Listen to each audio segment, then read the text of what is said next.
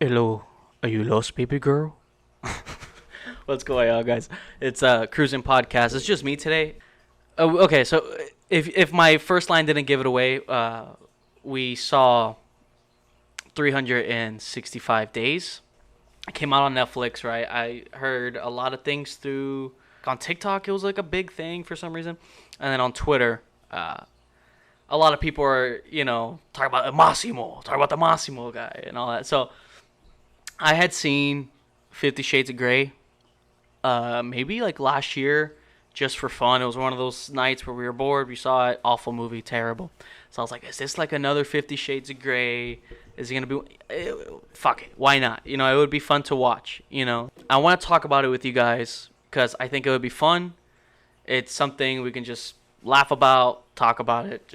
I just wanted to get my thoughts on it. Okay, 365 days. There's a lot of things that I where do I begin? So first things first, uh, if there was a visual representation of my face, of what I thought about this movie, the whole movie, I was just like, and then it's like, that was me. This whole movie, it did. I was trying to give it a chance. I was like, I've heard, oh my god, this movie, it's so sexy, it's so this, that, blah, blah, blah, whatever. And the things I heard about that with 50 Shades as well, and 50 Shades was just, just, I couldn't take it seriously at all. So 365 days, I guess we'll start, the beginning of the movie, I knew right away this is going to be something ridiculous. When the dad gets shot, and the camera just didn't stop moving for some reason. It was trying to, I guess, keep the audience engaged. Cameras just kept moving, kept moving. Uh, I just don't even know what to say about this movie. This movie's so bad that there's just nothing I could give it.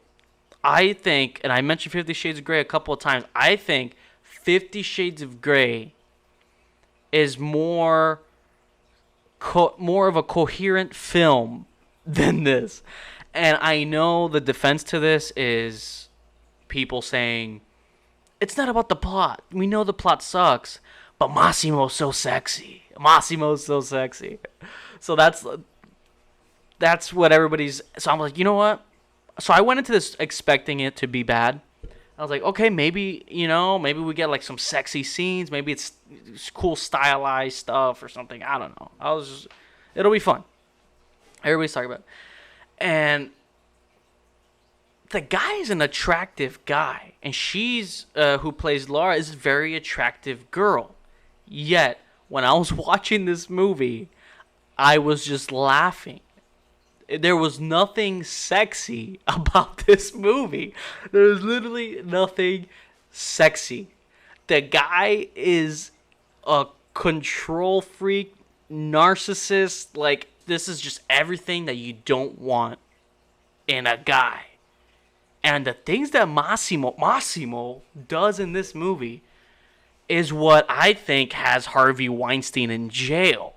So, how I'm just mind blown that everybody's like, that's hot. That is so hot. Because, I mean, look at him. So you're telling me if, like, Harvey Weinstein or any of these guys were just good looking, it just blows my mind. This movie's so bad. I was close to shutting it off, but I never shut off movies. I always finish. I want to give it that chance. I like to go all the way and just see. I just want to see where the story goes. If a movie's great, I want to see where it ends. I want to see how good it can get. If a movie's really bad, I want to keep watching to see how bad it can get. That's just how I am. That's how I watch movies or shows, not as much, but movies, because shows are a lot more time.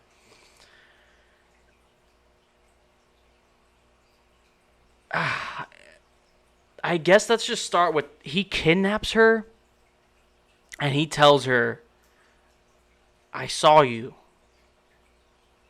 and I want to give you 365 days, a chance to fall in love with me. I'm going to give you 365 days.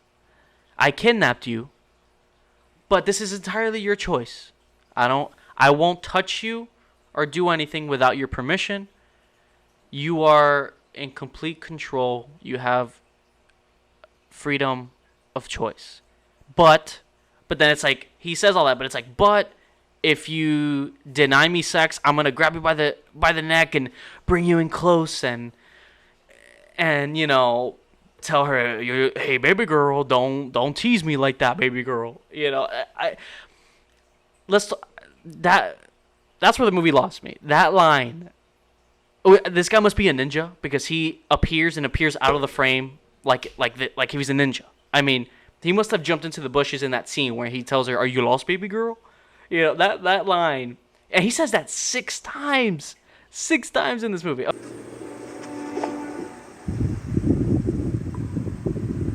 you lost, baby girl?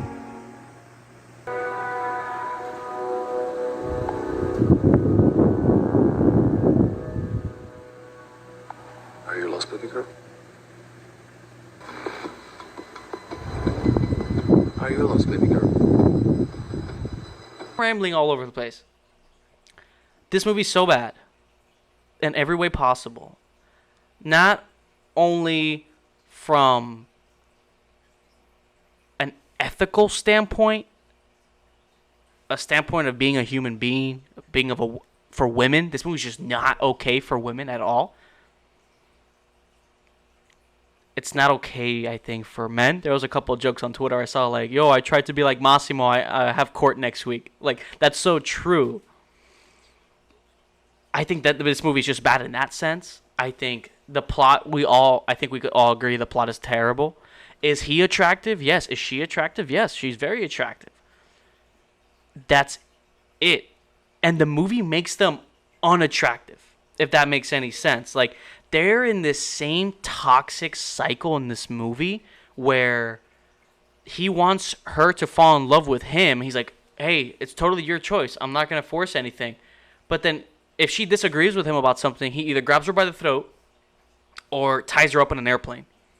And then he does things to her on the airplane and then has the audacity to go next to her and be like, you must earn the pleasure. Like, this guy's out of his mind.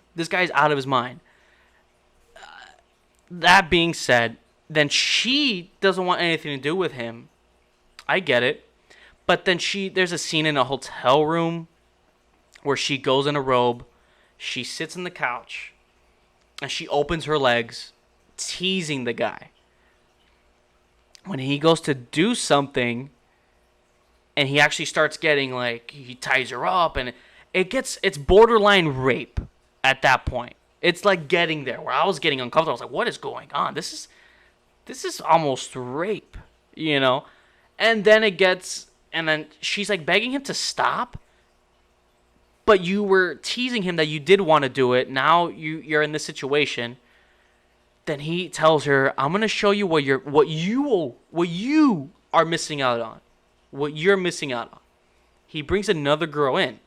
So I was like, okay, I guess he's going to have sex with this girl and show how much pleasure he's giving this other woman that's going to make her realize, like, wow. And again, this is not okay. But I'm assuming this was this Grandmaster's plan. I'm assuming this was before the scene started. And he's going to make her realize how much pleasure she's missing out on. The girl just gives him a blowjob. And leaves. How is that what Laura is missing out on? How narcissistic do you need to be for you to be like, oh yeah, you're missing out on giving me a blowjob?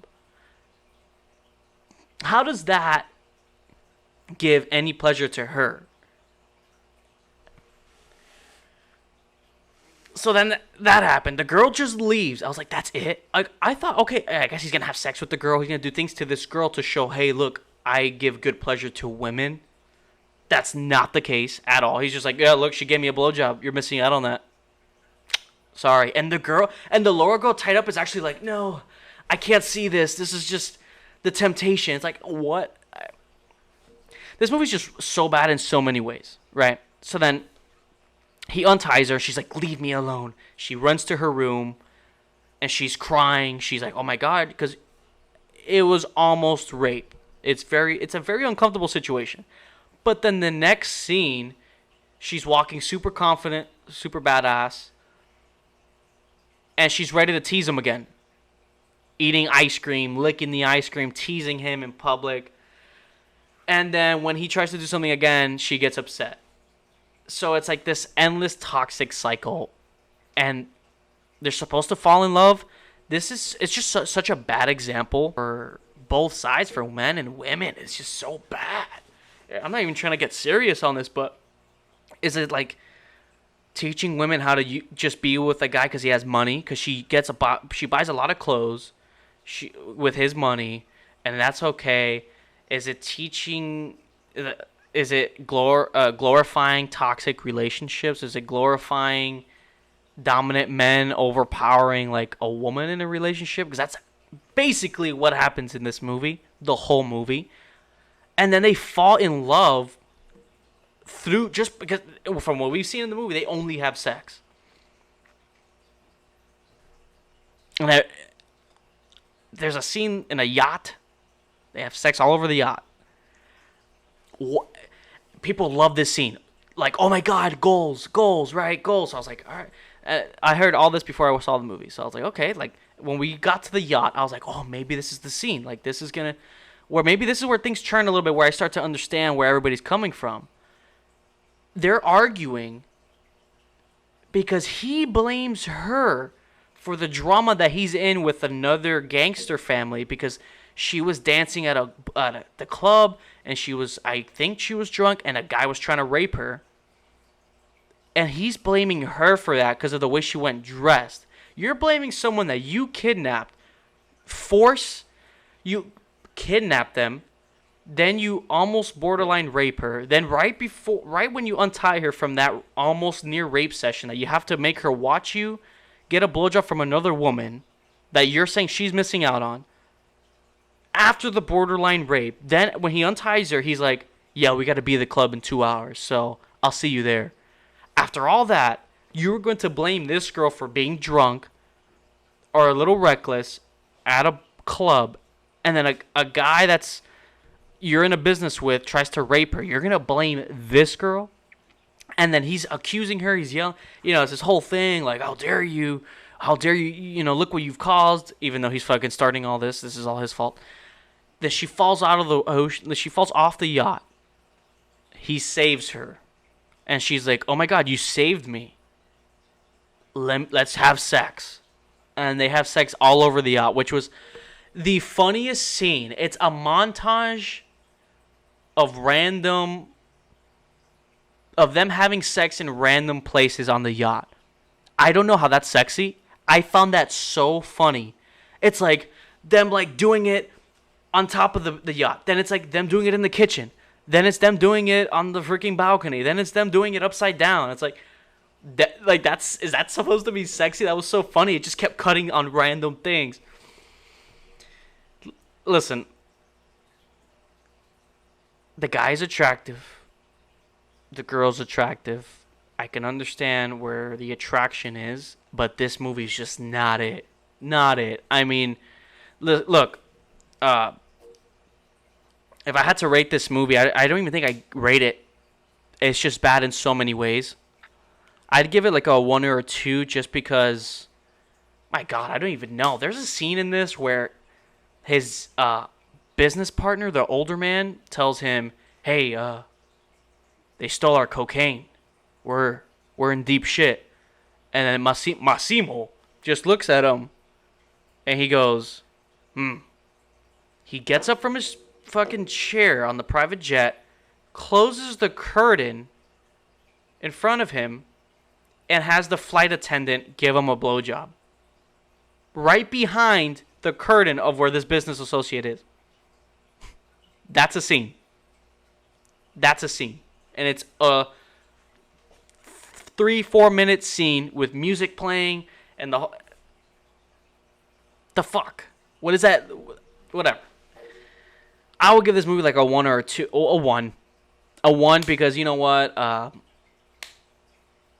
The actress is very attractive. She is very attractive. for what she has to work with, I think she does well. When she has to be sexy, I do think she's sexy. Like she does the scenes well. This Massimo guy, I mean, the context of the movie just ruins him so bad. You know what I mean? It just sets such a bad standard. And what blows my mind is that there's people on social media being like, "Oh yeah, like if that was me, oh man," you know what I mean? Like there's a shower scene, which is very random. She wakes up, goes to shower, and he was like laying there flexing, like if he was sleeping, and then he woke up, went to the shower too. So they're both naked in the shower. She goes up to him, and I guess she was looking at his penis or something. And he's like, "Oh, you want to keep looking at it, or you're going to do something?" You know. He says, "Baby girl, are you lost, baby girl?" He says that like 6 times in this movie. I don't know why. Like the writers and director really thought, like, dude, this line is gonna nail the women watching this. Trust me. Just say this line, and it's gonna drive them crazy. You know. So he says this 6 times. Whatever. And in the shower, she goes up to him. She looks at him. She doesn't want to do anything. She walks away, and then he grabs her by the neck and brings her up, and he's like, "Oh, you gotta stop doing that." And it's just like, when I saw it on Twitter, I was like, "Oh, maybe this is when they do it," or I don't know. I thought they would fall in love earlier, and then it would be a sequence, like a more time of them how they fall in love or something. I don't know, guys. This one, I just had to like go on a little rant about it. I just found it so funny. It's just so funny. And look, for you guys that are into these types of movies, uh, I would recommend, if you want to actually watch a movie about a couple, or about like a love story that implements like real life like sex scenes and stuff like that, where you really feel like this connection, I would highly recommend. And this is actually a really good movie. We've talked about it before on the podcast. It's called Love. There's a show called Love. There's a couple things called Love, but it's called Love by Gaspar Noé. The director is Gaspar Noé. He's a European director. He does really good things. He's really good. He did Enter the Void, Climax, and stuff like that. If you guys want to watch like a good movie, like a really good movie, and these actors had to have real sex for this movie, like it's real. So that was like signed on for their contract for this movie. So they were having real sex. And what's amazing about the movie is called Love by Gaspar Noé. It's on Netflix. It's free. It's not just showing you sex scenes just to show it to be sexy or anything, or trying to be. This is an actual love story about this couple and the stages of this relationship. And what's great about it is, obviously couples and people in relationships, they're gonna have sex, right? And the director's take was, why would you cut away in these American movies? Why would you cut away from that when that's the most intimate part in a relationship? And this story is telling this love story, and it's also showing you these intense, real sex scenes. And as the story progresses, so does their sex life in a way. Like, if they're upset with each other, that's shown. So like the sexual scenes in that movie are further progressing the story. And it's really interesting, guys. Like, if whoever's watching this or listening, really check it out. Like, if this movie was like caught your attention, you really maybe you were hoping it was actually good. Definitely check out this movie. It's called Love by Gaspar Noé. It's a drama. It's a romantic drama. It's not, don't expect a 50 Shades of Grey or anything like that, but I would really recommend that movie. That's a really good movie for people who are maybe looking for something like that. This movie is just really bad, guys. It's really funny. I wouldn't say not to watch it. It's free on Netflix. Watch it, laugh, have a good time with it. I did, after a while, just my brain shut off. I couldn't take it anymore because it's almost 2 hours long. But yeah, guys, that's my take. I had to let it out. I know a lot of people are talking about it, and I wanted to share it with everyone watching and listening, and see what you guys think as well. You know what I mean? And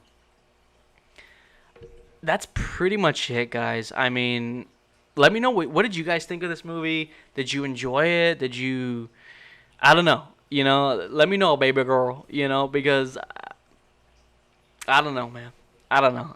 It was just funny. I mean, 50 Shades definitely has more of a competent story than this.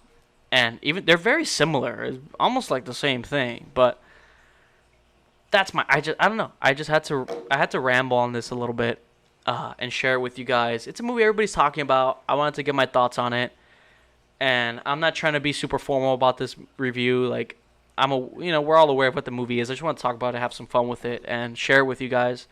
And you know, let me know what you guys thought. Have you seen it? What did you think? Did you like it? Did you not like it? And that's it, guys. I just had to come on here and share that with you. We're going to have another episode out on Friday.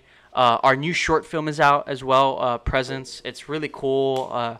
It was an idea that came to me overnight, and I didn't want to write a script for it. I just kind of wanted to go out and shoot it spontaneously and just do it on the fly and just, I don't know, just like kind of challenge myself a little bit, and it was a lot of fun doing it. It was really cool. I did it over the weekend.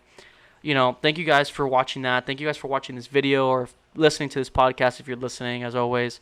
It's a exciting time for the podcast. We're doing new things, and we're bringing a lot of stuff back. We're going to have some hats soon, coming in soon, and I'm going to do giveaways for those if you guys are interested in that. And that's it, guys. Thank you so much for watching. Thank you for listening. Hope you enjoyed this. Hopefully I didn't ramble too hard. Hopefully I didn't go too all over the place, because I know I was all over the place, but that's where my brain was at watching this movie. So thank you guys so much for watching, for listening. Till the next one. Goodbye.